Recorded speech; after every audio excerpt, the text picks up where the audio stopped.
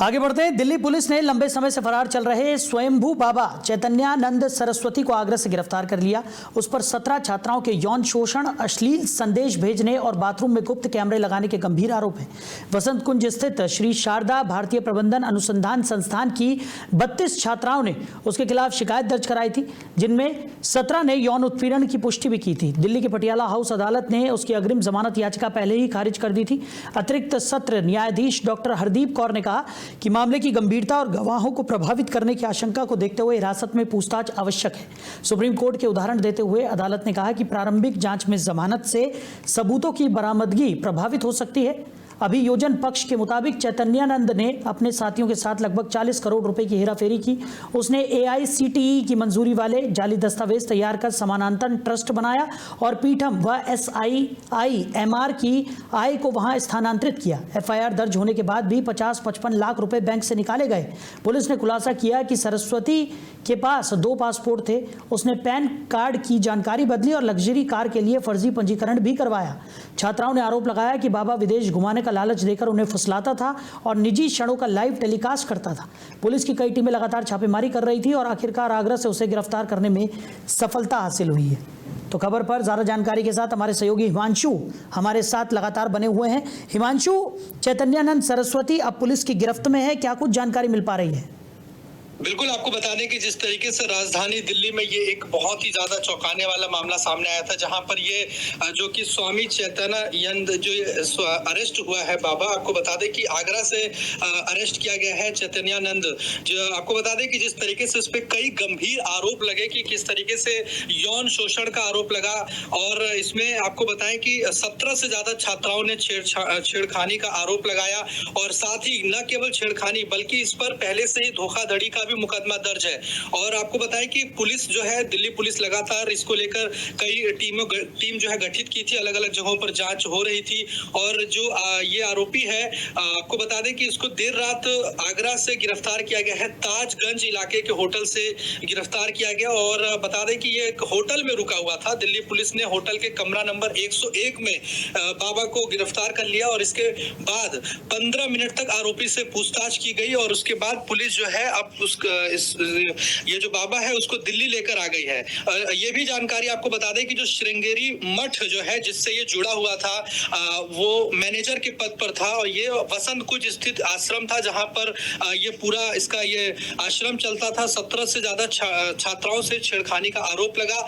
वहीं आपको बता दें कि इसका असली जो नाम है वो है सारथी मठ, और करीब 3 खरब से अधिक की संपत्ति पर यह कब्जा करना चाहता था। यह भी बड़ी जानकारी मिली है। इसके लिए उसने पीठ के जो पीठ है, आपको बता दें श्रृंगेरी मठ, जो कि शंकराचार्य जो मठ आपको बता दें जो चारों शंकराचार्य होता है उसमें से एक मठ है श्रृंगेरी मठ, जिसका ये मैनेजर यहाँ पर दिल्ली में बनकर बैठा हुआ था।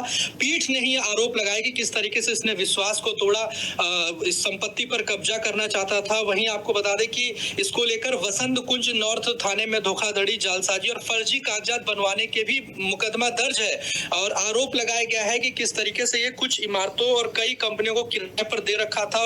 वहीं इसने प्रतिमाह करीब 60 लाख रुपए किराया इसका हर महीना ये इमारतों से लेता था, जिसकी जानकारी पीठ को भी नहीं थी। तो आप सोच सकते हैं किस तरीके से ये अमीर बनने की चाहत थी, और अपने आप को PMO से जुड़ा हुआ भी बताता था। और इस तरीके से कई बड़े बड़े खुलासे हुए हैं। इसके 18 बैंक खाते हैं, इससे जुड़े हुए ट्रस्ट अलग अलग जो चलते हैं, और उसमें 28 फिक्स डिपॉजिट की भी पहचान की गई है, जिसमें से तकरीबन 18 करोड़ रुपए भी मिले हैं।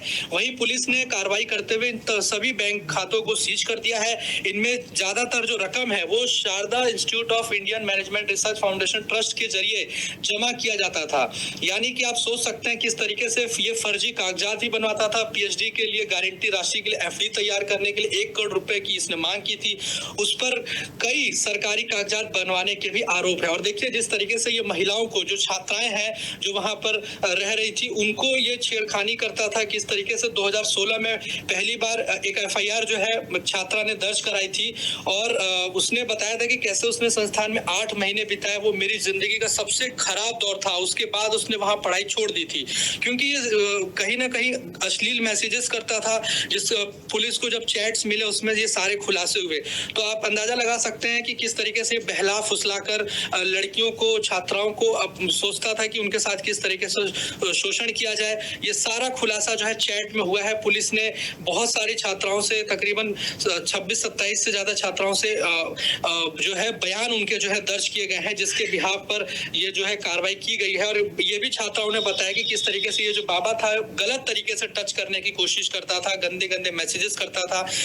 तो ये बहुत बड़ी बात है। और देखिए किस तरीके से लोग जो है बाबा का चोला ओढ़कर कहीं ना कहीं धर्म को भी बदनाम करने की कोशिश करते हैं, और यही कारण है कि पुलिस ने इस पर शिकंजा कस दिया है। जी बिल्कुल हिमांशु, और जैसा कि आप जानकारी भी दे रहे हैं और जो चीज़ें निकलकर इस पूरे मामले में सामने आई हैं, उससे साफ तौर पर जाहिर है कि बाबा का जो गोरख धंधा था वो आज कल का नहीं बल्कि कई सालों से फल फूल रहा था। वो तो गनीमत रही कि इन छात्राओं ने हिम्मत दिखाई, शिकायत दर्ज कराई और उसके बाद इस पूरे गोरख धंधे का भांडाफोड़ यहाँ पर हुआ है। अग्रिम जमानत जो थी वो तो कोर्ट ने पहले ही बाबा की खारिज कर दी थी। अब पुलिस हिरासत में है, पूछताछ भी की जा रही है, कई और बड़े खुलासे होने की भी उम्मीद जताई जा रही है बाबा से। बिल्कुल आपने सही कहा कि कई बड़े खुलासे भी हो सकते हैं, क्योंकि देखिए ये जो बाबा था, अपने आप को जो चैत्यानंद जो बाबा अपने आप को बताता था, सोचिए रुतबा दिखाने के लिए पीएमओ से जुड़े होने का ये दावा करता था। यूएन और ब्रिक्स के फर्जी कार्ड जो है बरामद किया है पुलिस ने। तो आप अंदाजा लगाइए कि किस तरीके से ये अपने आप को रुतबा अपना दिखाने का प्रयास करता था कि कितना उसके पास पावर है, कितना पैसा है, और किस तरीके से धोखाधड़ी करता था। जिस पीठ का वो मैनेजर था, श्रृंगेरी पीठ का, वहां के श्रृंगेरी जो मठ है, वहीं के लोगों ने ये आरोप लगाया, उल्टा उन्होंने ही धोखाधड़ी का इस पर केस किया कि किस तरीके से ये मठ के आड़ में कैसे ये पूरा गोरख धंधा चलाता था, किस तरीके से 60 लाख रुपए हर महीने अलग अलग इमारतों से कमाई करता था, किराए से पैसा जो आता था, और इसकी जानकारी पीठ को नहीं थी।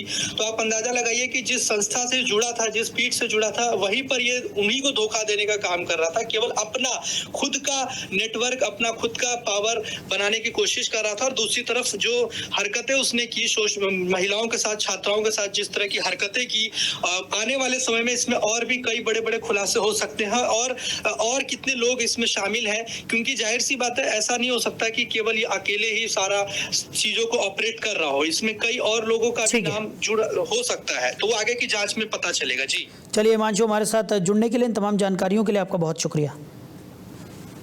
तो अब पुलिस की गिरफ्त में चैतन्यानंद बाबा हैं और पूछताछ में पुलिस जुटी हुई है। आगे और भी खुलासे होने की उम्मीद जताई जा रही है।